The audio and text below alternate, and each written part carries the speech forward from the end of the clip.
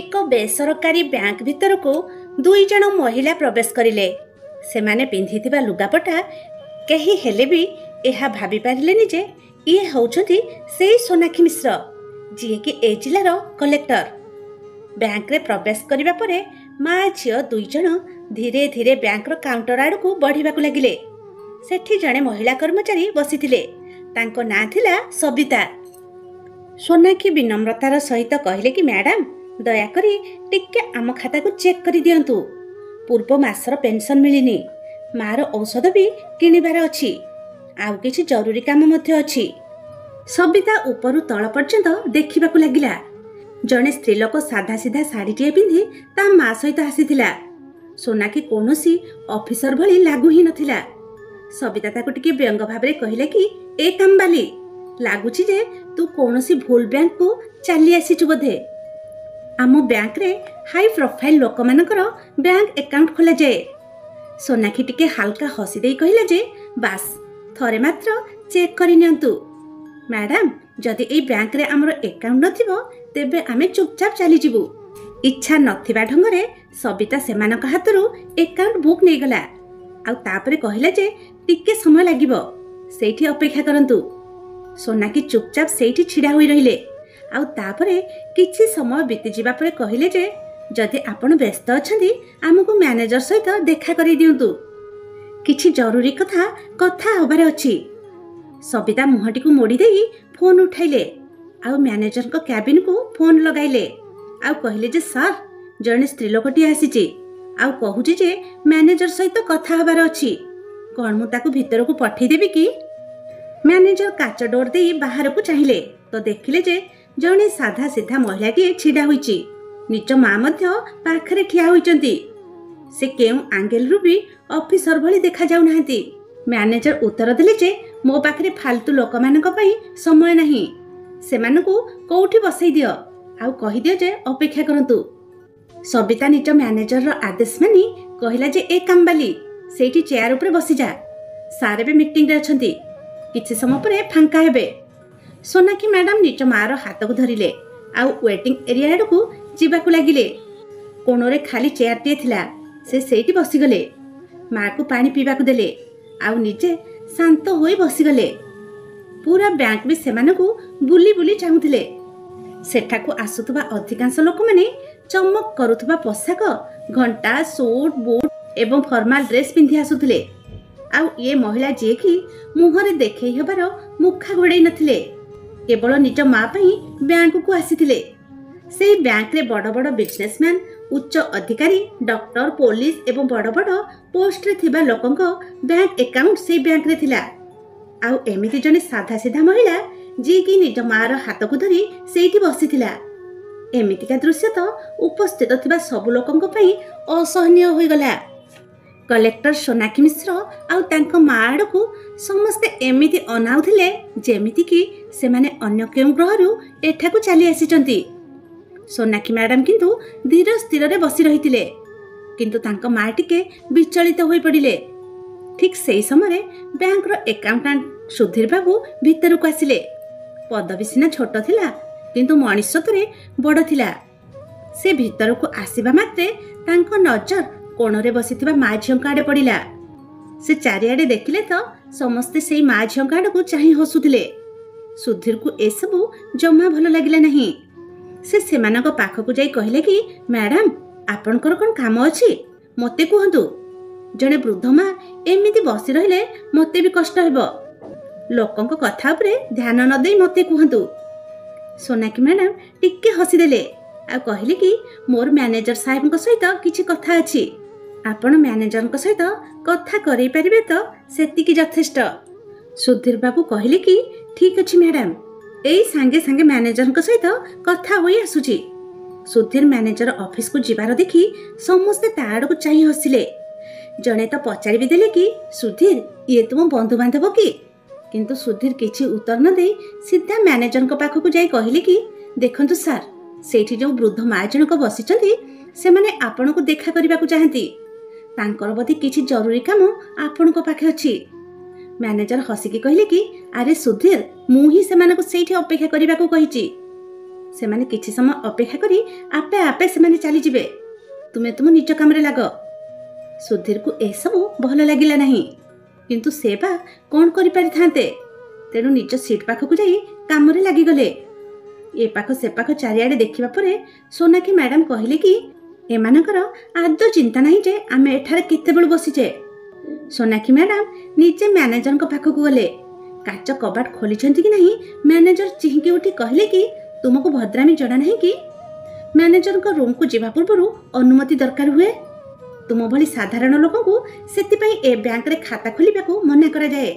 ତୁମେ ଅପେକ୍ଷା କର। ସୋନାକ୍ଷୀ ମ୍ୟାଡାମ କିଛି ନ କହି ପୁଣି ଫେରିଆସି ମା ପାଖରେ ବସିଗଲେ। ତାଙ୍କ ମା କିନ୍ତୁ ବିଚଳିତ ହୋଇପଡ଼ିଲେ। ସେହି ସମୟରେ ସୁଧୀର ବାବୁ ପାଖକୁ ଆସିଲେ। ତାଙ୍କ ବୋତଲର ଠିପି ଖୋଲି ପାଣି ପିଇବାକୁ ଦେଲେ। କହିଲେ କି ମାଉସୀ, ଆପଣ ମୋ ସାଙ୍ଗରେ ଆସନ୍ତୁ, ମୁଁ ମ୍ୟାନେଜରଙ୍କ ପାଖକୁ ନେଇଯିବି। କାରଣ ଆପଣଙ୍କର ଏମିତି ଅପେକ୍ଷା କରିବାଟା ଅତ୍ୟନ୍ତ ଦୁଃଖର ବିଷୟ।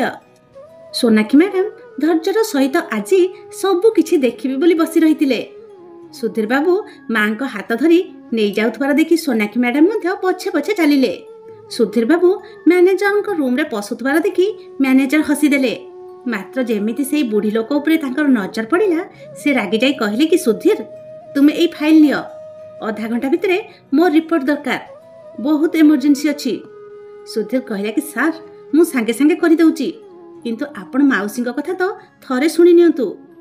ମାଉସୀଙ୍କୁ ସେ ମ୍ୟାନେଜରଙ୍କ ପାଖରେ ପଡ଼ିଥିବା ଚେୟାରରେ ବସାଇଲେ ଓ ତାଙ୍କ ହାତରୁ ସମସ୍ତ କାଗଜପତ୍ର ନେଇ ଟେବୁଲ ଉପରେ ରଖିଲେ। ସୋନାକ୍ଷୀ ମ୍ୟାଡାମକୁ ଭିତରକୁ ନେଇ କହିଲେ କି ମ୍ୟାଡାମ, ସାର୍ଙ୍କ ପାଖକୁ ଯାଆନ୍ତୁ, ଯାହା ବୁଝିବା କଥା ବୁଝି ନିଅନ୍ତୁ। ମ୍ୟାନେଜର ଆଖି ଉଠେଇ ଏତେ ସାଧାରଣ ପୋଷାକରେ ଥିବା ମା ଝିଅଙ୍କୁ ଅନାଇଲେ। ଘୃଣାଭରା ନଜରରେ କହିଲେ କି କାମ୍ବାଲିଙ୍କ ଘରର ଏକାଉଣ୍ଟ ଏଠି ରୁହେନି। ତାହେଲେ ତୁମର ମୋ ପାଖରେ କ'ଣ କାମ ଅଛି, ଜଲ୍ଦି କୁହ। ଶାନ୍ତ ସ୍ୱରରେ ସୋନାକ୍ଷୀ ମ୍ୟାଡାମ କହିଲେ କି ମୋ ମାର ପେନ୍ସନ ବିଷୟରେ ବୁଝିବାକୁ ଆସିଛି। ସାର୍, ଦୟାକରି ଆପଣ ଗୋଟିଏ ଥର ଚେକ୍ କରି କୁହନ୍ତୁ। ମ୍ୟାନେଜର ବାବୁ କମ୍ପ୍ୟୁଟର ଚେକ୍ କରିବାକୁ ହାତ ନେଇଛନ୍ତି କି ନାହିଁ କହିଲେ କି ସିଷ୍ଟମ ହ୍ୟାଙ୍ଗ ହୋଇଯାଇଛି, ଆପଣ କାଲି ଆସନ୍ତୁ। ସୋନାକ୍ଷୀ ମ୍ୟାଡାମ ସାର୍ଙ୍କ ହାତରୁ ଲଫାଫା ଧରି ମାଙ୍କୁ ନେଇ ବାହାରକୁ ଆସିଲେ। ତାଙ୍କୁ ବାହାରୁଥିବାର ଦେଖି ସବୁ ଷ୍ଟାଫ ମୁରୁକି ମୁରୁକି ହସିବାକୁ ଲାଗିଲେ। ଲୋକମାନେ ବି ହସିବାକୁ ଲାଗିଲେ। ସୋନାକ୍ଷୀ ମ୍ୟାଡାମ କିଛି ନ କହି ମାଙ୍କୁ ଧରି ବ୍ୟାଙ୍କ ବାହାରକୁ ଆସିଲେ। ସୁଧୀର ବାବୁ ବି ନିଜ ସିଟ୍ ଛାଡ଼ି ଧାଇଁ ଧାଇଁ ସୋନାକ୍ଷୀ ମ୍ୟାଡାମଙ୍କ ପାଖକୁ ଆସିଲେ। କହିଲେ କି ମ୍ୟାଡାମ, କ୍ଷମା କରିବେ, ଆପଣ ମୋତେ ଲଫାଫା ଦିଅନ୍ତୁ, ମୁଁ ସାଙ୍ଗେ ସାଙ୍ଗେ ଆପଣଙ୍କ କାମ କରିଦେବି। ସୋନାକ୍ଷୀ ମ୍ୟାଡାମ କହିଲେ କି ଆଜି ଆପଣଙ୍କ ସିଷ୍ଟମ ହ୍ୟାଙ୍ଗ ଅଛି, ଆମେ କାଲି ସକାଳେ ଆସିବୁ। କହି ସେମାନେ ଚାଲିଗଲେ। ମାତ୍ର ସୁଧୀର ବାବୁ ତାଙ୍କଠାରୁ ସେହି ଲଫାଫା ନେଇ ଆସିଲେ। ସୁଧୀର ଭିତରକୁ ଆସି ଦେଖିଲେ କି ସିଷ୍ଟମ ତ ସବୁ ଠିକ ଅଛି। ତେଣୁ ସେ ମ୍ୟାନେଜରଙ୍କ ଚାଲ ବୁଝିଗଲେ। ପରଦିନ ବ୍ୟାଙ୍କ ଖୋଲିଲା। ସବୁ ବଡ଼ ବଡ଼ିଆଙ୍କ ଭିଡ଼ ବ୍ୟାଙ୍କରେ ବଢ଼ିଲା। ସମସ୍ତେ ନିଜ ନିଜ କାମରେ ଲାଗି ପଡ଼ିଲେ। ମାତ୍ର ସୁଧୀର ସେଇ ମା ଝିଅଙ୍କୁ ଖୋଜୁଥିଲେ, ଯେଉଁମାନେ କାଲି ଏଠାରୁ ହତାଶ ଅପମାନିତ ହୋଇ ଫେରିଥିଲେ। ତାପରେ ସୁଧୀର ବାବୁ ସେଇ ଲଫାଫା ଖୋଲି ଯେତେବେଳେ କମ୍ପ୍ୟୁଟରରେ ଦେଖିଲେ ତ ତାଙ୍କ ପାଦ ତଳୁ ମାଟି ଖସିଗଲା। ତାଙ୍କ ଆଖି ଖୋଲାକୁ ଖୋଲା ରହିଗଲା। କାରଣ ସେଥିରୁ ସେ ଜାଣିଗଲେ ଯେ କାଲି ଯେଉଁ ସାଧା ସିଧା ପୋଷାକରେ ଆସିଥିବା ମ୍ୟାଡାମ ସାଧାରଣ ସ୍ତ୍ରୀ ଲୋକ ନୁହନ୍ତି, ସେ ଏଇ ଜିଲ୍ଲାର କଲେକ୍ଟର ମ୍ୟାଡାମ। ଆଉ ତାଙ୍କ ସହିତ ଆସିଥିବା ବୃଦ୍ଧ ମହିଳା ଜଣକ ଏହି ବ୍ୟାଙ୍କର 60% ସେୟାର ହୋଲ୍ଡର। ସୁଧୀର ବାବୁ ସଙ୍ଗେ ସଙ୍ଗେ ମ୍ୟାନେଜରଙ୍କ କ୍ୟାବିନ ଆଡ଼କୁ ଧାଇଁଲେ। ମ୍ୟାନେଜର ସେହି ସମୟରେ ଜଣେ ଧନୀ ବ୍ୟକ୍ତିଙ୍କ ସହିତ ଅନ୍ୟାନ୍ୟ ସ୍କିମ୍ ଉପରେ କଥା ହେଉଥିଲେ। ସୁଧୀର କହି ଉଠିଲେ କି ସରି ସାର୍, ଟିକେ ଶୁଣନ୍ତୁ, ବହୁତ ଏମର୍ଜେନ୍ସି କଥା ଅଛି। ମ୍ୟାନେଜର କହିଲେ କି ସୁଧୀର, କ'ଣ ହେଲା? ତାପରେ ସେଇ ଲଫାଫା ସେ ବଢ଼ାଇ ଦେଇ କହିଲେ କି ସାର୍, ଥରେ ଦେଖନ୍ତୁ ପ୍ଲିଜ ସାର୍। ମ୍ୟାନେଜର କହିଲେ କି ତୁମେ ପାଗଳ ହେଲ କି ସୁଧୀର? ମୁଁ ଜଣେ ସ୍ୱନାମଧନ୍ୟ ବିଜନେସ ମ୍ୟାନଙ୍କ ସହିତ କଥା ହେଉଛି। ସୁଧୀର କହିଲା କି ପ୍ଲିଜ ସାର୍, ସେ ମାଉସୀ ଜଣେ ସାଧାରଣ ମହିଳା। ଏତିକି ଶୁଣିବା ପରେ ମ୍ୟାନେଜର ସାର୍ ରାଗିକି ଉଠି ପଡ଼ିଲେ। କହିଲେ କି ଆଉଟ୍ ଆଉଟ୍। ସୁଧୀର କହିଲେ କି ପ୍ଲିଜ ସାର୍, ଥରେ ତ ଦେଖି ନିଅନ୍ତୁ। ସେଇଠୁ ଚେୟାରରୁ ଉଠି ମ୍ୟାନେଜର ସୁଧୀରକୁ ବାହାରକୁ ବାହାର କରି ଭିତର ପଟୁ କବାଟ ଦେଇଦେଲେ। ସୁଧୀର ଆଉ କିଛି କହିଥାନ୍ତା କି କ'ଣ, ଦେଖିଲେ କି କାଲିର ସେଇ ମ୍ୟାଡାମ ତାଙ୍କର ପୋଲିସ ସହିତ ସେ ଭିତରକୁ ଆସିଲେ। ମ୍ୟାନେଜର କାଚ ଭିତରୁ ଦେଖିଲେ ଯେ କଲେକ୍ଟର ମ୍ୟାଡାମ ତାଙ୍କ ବ୍ୟାଙ୍କ ଆସୁଛନ୍ତି। ସେ ଚେୟାର ଛାଡ଼ି ତାଙ୍କୁ ପାଛୋଟି ନେବାକୁ ଆସିଲେ। ମାତ୍ର ତାଙ୍କ ପାଦ ତଳୁ ମାଟି ଖସିଗଲା। କାଲିର କାମବାଲି ଭଳି ପୋଷାକରେ ଆସିଥିବା ମହିଳା ଯେ ତାଙ୍କ ଜିଲ୍ଲାର କଲେକ୍ଟର ମ୍ୟାଡାମ ମ୍ୟାନେଜରଙ୍କ ମୁଣ୍ଡ ଘୁରିଗଲା। ସେ କହିଲେ କି ମ୍ୟାଡାମ ବସନ୍ତୁ, କାଲିର ବ୍ୟବହାର ପାଇଁ ମୋତେ କ୍ଷମା କରିଦିଅନ୍ତୁ। ମୁଁ ଏବେ ଆପଣଙ୍କ ମାଙ୍କର ଆକାଉଣ୍ଟ ଚେକ୍ କରିଦେଉଛି କହି ସୁଧୀର ବାବୁଙ୍କ ଟେବୁଲ ଉପରୁ ଆଣି ଦେଖିବାକୁ ଲାଗିଲେ। କଲେକ୍ଟର ମ୍ୟାଡାମ କହିଲେ କି ସୁଧୀର ବାବୁ ଦେଖି ସାରିଛନ୍ତି, ଆପଣଙ୍କର ଦେଖିବା ଆଉ ଦରକାର ନାହିଁ। କିନ୍ତୁ ସେତିକି ବେଳକୁ ମ୍ୟାନେଜର ଦେଖି ସାରିଥିଲେ ଯେ କାଲିର ସାଧାରଣ ପୋଷାକରେ ଆସି କୋଣରେ ଘଣ୍ଟା ଘଣ୍ଟା ଧରି ବସି ରହିଥିବା 70 ବର୍ଷର ବୃଦ୍ଧା ଏଇ ବ୍ୟାଙ୍କର 60% ସେୟାର ହୋଲ୍ଡର। ବ୍ୟାଙ୍କ ମ୍ୟାନେଜରଙ୍କ ଆଖି ବଡ଼ ବଡ଼ ହୋଇଗଲା, ଦେହ ହାତ ଥରିବାକୁ ଲାଗିଲା। ଥର ଥର ହାତରେ ହାତ ଯୋଡ଼ି କହିଲେ କି ମ୍ୟାଡାମ ଆପଣ ମୋତେ କ୍ଷମା କରିଦିଅନ୍ତୁ, କାଲିର ବ୍ୟବହାର ପାଇଁ ମୁଁ ଲଜ୍ଜିତ। କଲେକ୍ଟର ମ୍ୟାଡାମ ସାମାନ୍ୟ ହସିଦେଲେ। ପ୍ରତ୍ୟେକ କର୍ମଚାରୀ ନିଜ ନିଜ ସିଟ୍ ଛାଡ଼ି ମ୍ୟାଡାମଙ୍କ ପାଖରେ ଆସି ଠିଆ ହୋଇଗଲେ। ମ୍ୟାଡାମ କହିଲେ କି ଭୁଲର କ୍ଷମା ଥାଏ ମ୍ୟାନେଜର ବାବୁ, ପାପର ନୁହେଁ। କାଲି ମୋ ମା ସହିତ ହୋଇଥିବା କି ମୋ ସହିତ ହୋଇଥିବା ଅପମାନର କଥା ମୁଁ କହୁନି, ମୁଁ କହୁଛି ଯେ ତୁମ ସଂସ୍କାରର କଥା, ଯିଏକି ଲୋକଙ୍କ କପଡ଼ାରୁ ହିଁ ତାଙ୍କୁ ଜଜ୍ କରନ୍ତି। ପୁଣି ଥରେ ମ୍ୟାନେଜର କହିଲେ କି ମ୍ୟାଡାମ ସରି। ମ୍ୟାଡାମ କହିଲେ କି ଇଟ୍ସ ଓକେ। ମ୍ୟାଡାମ ତାଙ୍କ ପୋଲିସ କାର୍ଡରେ ଇସାରା କଲେ। ପୋଲିସ ତାଙ୍କ ବ୍ୟାଗରୁ 2ଟି ଲଫାଫା କାଢ଼ି ମ୍ୟାଡାମଙ୍କ ହାତକୁ ବଢ଼ାଇ ଦେଲେ। ମ୍ୟାଡାମ ହସି ହସି ଗୋଟିଏ ଲଫାଫା ସୁଧୀର ବାବୁଙ୍କ ଆଡ଼କୁ, ଅନ୍ୟ ଲଫାଫାଟି ମ୍ୟାନେଜରଙ୍କ ଆଡ଼କୁ ବଢ଼ାଇ ଦେଲେ। ମ୍ୟାନେଜର ଚିଠି ଖୋଲି ଯାହା ଦେଖିଲେ ତାଙ୍କ ମୁଣ୍ଡ ଘୁରେଇଥିଲା। ସେ ମ୍ୟାଡାମଙ୍କ ଗୋଡ଼ ଧରି ପକାଇଲେ। ସେଠି ଉପସ୍ଥିତ ଥିବା କର୍ମଚାରୀ ଓ ଲୋକମାନେ କିଛି ବୁଝିପାରୁନଥିଲେ। ସୁଧୀର ବାବୁ ବି ଚିଠି ପଢ଼ି ବିସ୍ମିତ ହୋଇଗଲେ। ମ୍ୟାଡାମ କହିଲେ କି ସୁଧୀର ବାବୁ ଆପଣ ଏଇ ମୁହୂର୍ତ୍ତରୁ ଏ ବ୍ୟାଙ୍କର ମ୍ୟାନେଜର, ଯେଉଁଥିରେ କି 60% ସେୟାର ହୋଲ୍ଡର ମୋ ମାଙ୍କର ସିଗ୍ନେଚର ଅଛି। ଆଉ ମ୍ୟାନେଜର ବାବୁ ଆପଣଙ୍କୁ ସସ୍ପେଣ୍ଡ ଏ ଜିଲ୍ଲାର ଜିଲ୍ଲାପାଳ କରୁଛନ୍ତି। ମ୍ୟାନେଜର କିଛି ହଙ୍ଗାମା କରିଥାନ୍ତେ କି କ'ଣ, ପୋଲିସ ଫୋର୍ସ ଦେଖି ସେ ଚୁପଚାପ ତାଙ୍କ ମୁଣ୍ଡରେ ହାତ ଦେଇ ଗୋଟିଏ କୋଣରେ ବସିଗଲେ। ମ୍ୟାଡାମ ସୁଧୀରକୁ କହିଲେ କି ଏବେ ଆପଣ ସେଇ ସିଟ୍ରେ ବସନ୍ତୁ।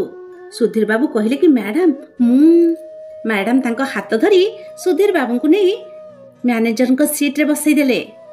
ତ ଆଜିର କାହାଣୀଟି ଏତିକି ଥିଲା। ସୁଧୀର ବାବୁଙ୍କୁ ଆକାଉଣ୍ଟରୁ ସିଧା ମ୍ୟାନେଜରକୁ ପୋଷ୍ଟିଂ କରିବା କ'ଣ ମ୍ୟାଡାମଙ୍କର ଠିକ୍ ହେଲା? କ'ଣ ଏଇ ଭୁଲ ପାଇଁ ମ୍ୟାନେଜରଙ୍କୁ ସସ୍ପେଣ୍ଡ କରିବା ମ୍ୟାଡାମଙ୍କର ଠିକ୍ ହେଲା ନା ଭୁଲ ହେଲା? ଆପଣ ନିଶ୍ଚୟ ଜଣେଇବେ। ରହୁଛି, ଜୟ ଜଗନ୍ନାଥ।